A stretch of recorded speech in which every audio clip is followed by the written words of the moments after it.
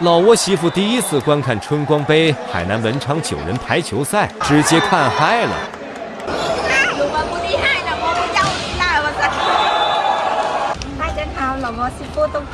大家好，我是小萌，今天是海南的文昌排球比赛，我们现在已经来到了这个入场处这里了。排球啊，是我们海南的省球啊。今天的话有广东队啊、泰国队，特别的热闹。同时也是海南东南亚南洋文化节，这是春光杯海南文昌9人排球邀请赛。看这个南洋婆姗姗来迟了，连了不？这里是介绍南洋文化的地方，是啊。现在这里的话就是入场赛的大门，这是门票。东东他来了海南快1年了，这是他第一次带他出来参加这样的大型活动。我们现在准备验票入场了。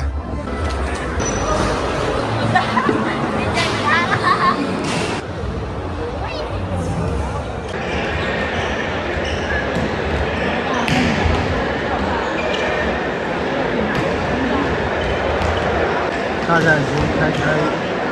陆续开始入场了。坐。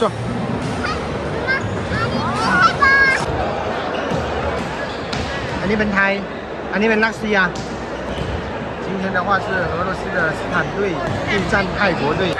厉害，你喜欢吗？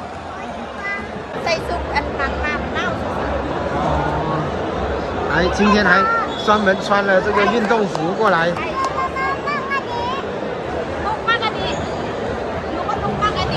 มักสีอันนี้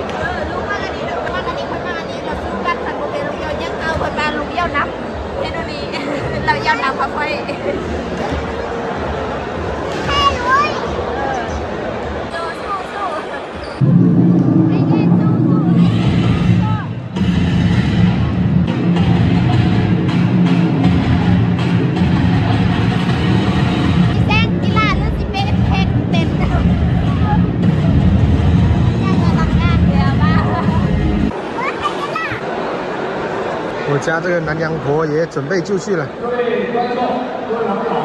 看得多认真。泰国国家队和俄罗斯联邦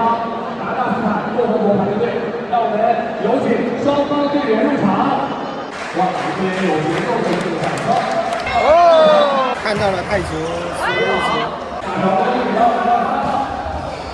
好手非常强，到位，左手。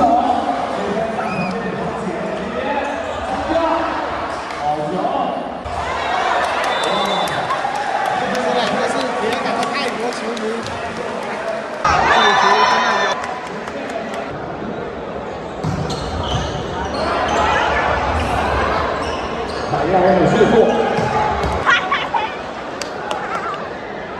นั่งเลยยืนเบิ้ลเลยแต่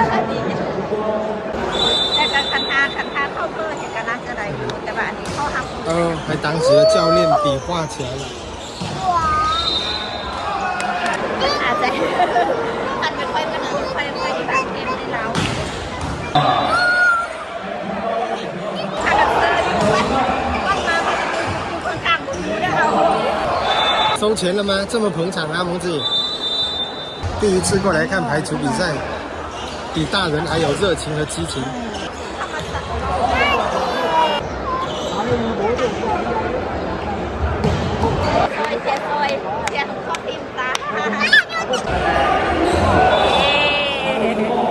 คือว่าเลย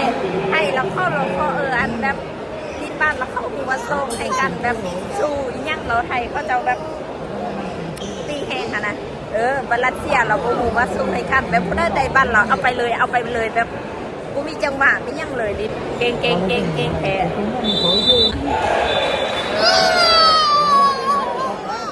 ตีเซียรัสเซียพวกแม่มาไทยบ่ได้แล้วมันเสียมา泰国18然后俄罗斯斯坦队14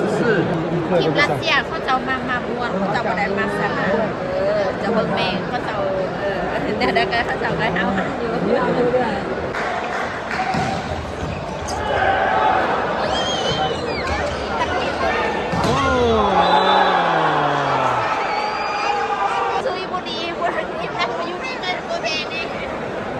来海南1年不到，连风水文化都学会了。如果不厉害的，我不要那我操！粉丝都要从小培养啊。我不厉害，我要你了。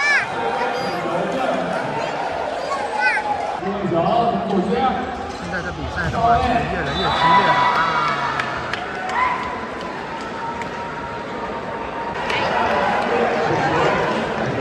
เอา11 12เรา ดีใจบ่ บรรยากาศเราลืมยังมีลูกอยู่บ้านนะเลยฮัลโหลมึงว่าสิเที่ยวละมั้งเที่ยวนะ社区分享，有来有回。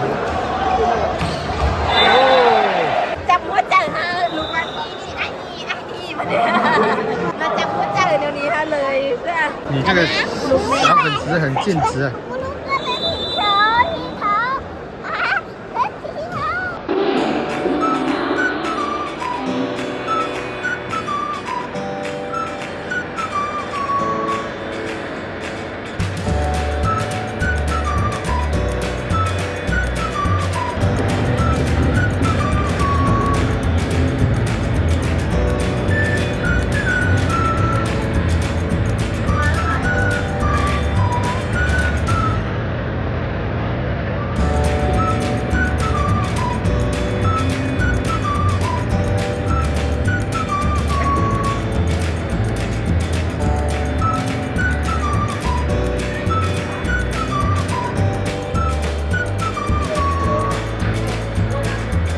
哎呀，你เก่งแล้ว เก่ง ยัง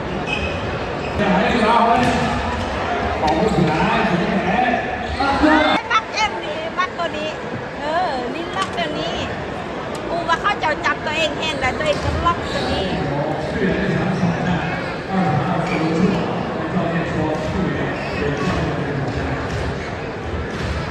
全场最小啦啦队员。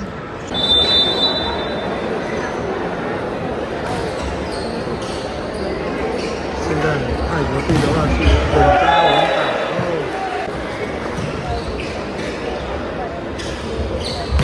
哦。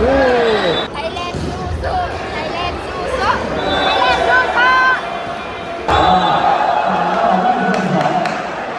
ไทยสู้สู้ไทยสู้สู้ไทยสู้สู้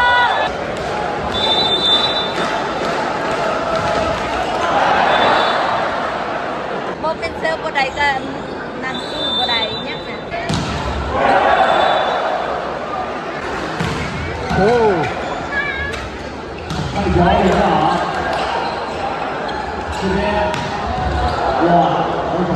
救回来了。哦。โอ้ยแนวนี้ละลากันเธอดัน 常规的赛点，看一下俄罗斯如何。哦。